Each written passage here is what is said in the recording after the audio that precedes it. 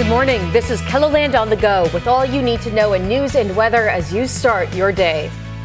Investigators are looking into a crash that happened Friday night near Deadwood that involved 4 vehicles and killed 1 person. According to officials, a 92-year-old man from Piedmont was driving east on Highway 14A when he went over the center line and hit 3 oncoming cars driving in the other lane. Investigators say the 92-year-old died at the scene. 2 people inside one of the oncoming vehicles were taken to the hospital with life-threatening injuries. A Sioux Falls man is behind bars after allegedly threatening to stab someone. Authorities responded to a call Friday morning at a business near 41st Street and Interstate 29. Police say an employee told the man to leave and started walking him out of the building. That's when police say the suspect pulled out a knife and threatened to stab him before walking away. Officers who were using traffic cameras in the area were able to see that the man had actually walked westbound on 41st Street and then was seen going into a building in the 3500 block of South Gateway Boulevard. Officers located the man at that location and were able to place him under arrest. Police have charged 31-year-old Antoine Hopkins with aggravated assault. Organizers say around 3,000 people attended Saturday's No Kings rally. The protest lined 4 blocks of East 10th Street in central Sioux Falls and spilled over south of the intersection of 10th and Cliff. However, across the street, there was also a small counter-protest. That a lot of people care about what's going on and that a lot of people love their country and are seeing a lot of protections and just humanity falling away. I just strongly disagree with the millions of people that they allowed into our country. They're picking on ICE that we funded. They're picking on Trump that was elected during a democracy. The protesters we talked with also stressed the importance for standing up for what you believe in. Now let's get a check on your weather with meteorologist Scott Munt. And Scott, feels like summer temperatures now, but I hear that some spring snow is on the way. Yeah, we are looking at that chance to see things really take a turn. We are looking at numbers today in the 60s, 70s, and 80s. And then by the time we do hit midweek, we'll watch for rain, snow, unfortunately, freezing rain. You could throw that in there, too, as temperatures will take a tumble. In the meantime, today, 66 are high in Aberdeen, 73 in Huron, 77 in Chamberlain, 80 in Winter in Sioux Falls, 82 in Rapid City. Brian will have more details on your forecast coming up.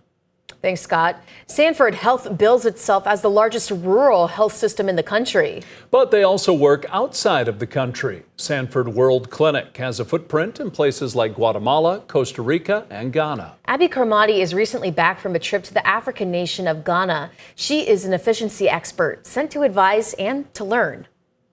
They turned around and taught us things as well, and it's so fun to just bring their energy and their enthusiasm and their passion and their eagerness back to the States and bring it back within the walls of our footprint here in the U.S.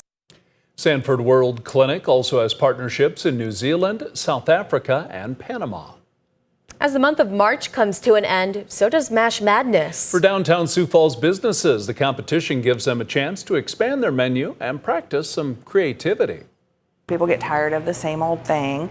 It sparks some creativity among our bartenders and our bar managers to bring something new and exciting to get people downtown to maybe try something different. Customers have until tomorrow to try the drinks.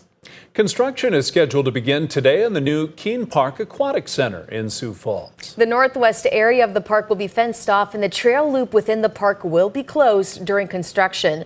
The project will include a new 5,000 square foot pool, spray features, a slide tower, and a lazy river. Project is expected to be completed in the summer of 2027. The current pool is more than 40 years old. That's a look at some of our top stories. Now let's get another Check Your Weather with meteorologist Brian Karstens. Brian? All right, our weather picture here, and we're going to start off with some, well, interesting data, we'll say, for the lack of a better word here, but obviously the chances of snow are coming back. We've discussed that on KELOLAND this morning, and obviously as you watch this particular segment here on KELOLAND.com, we want you to know that, yeah, we've got not one, but 2 systems this week that could produce some accumulating snowfall. The odds are pretty good that that's going to happen. It's all the details of when, exactly how much snow, Is it going to melt in between systems? Is there going to be ice in some of this versus rain? And I think all of those are valid questions, every one of them, because we're into April now in this forecast, and that's why the way things will go. So let's start with Wednesday. We'll kind of fast forward into probably the more beginning part of the active weather patterns. So we think right now that temperatures on Wednesday will be pretty chilly. It'll be, at very best, we'll make some low 40s.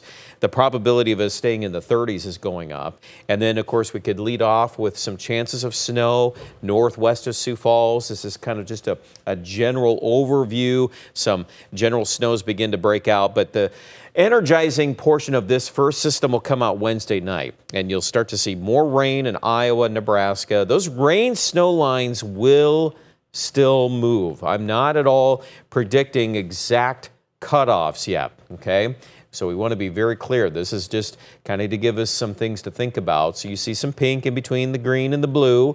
That's warranted. And then you've got Thursday here, rain in the southeast or something close to that, and then somewhat of a transition to the north, and eventually you land on snow. And yeah, there'll be, of course, I'm sure some of that to work through on Thursday. A break in between systems, that seems pretty logical. And then yet again another round starting on Good Friday into Easter weekend. And again, more details will be coming. We'll sort this out, but we think right now rain on the front side of that system too, versus the snow and something else on the backside. And that could, yes, the pink is something we really do consider here. The chances of some of you getting freezing rain this week is going up.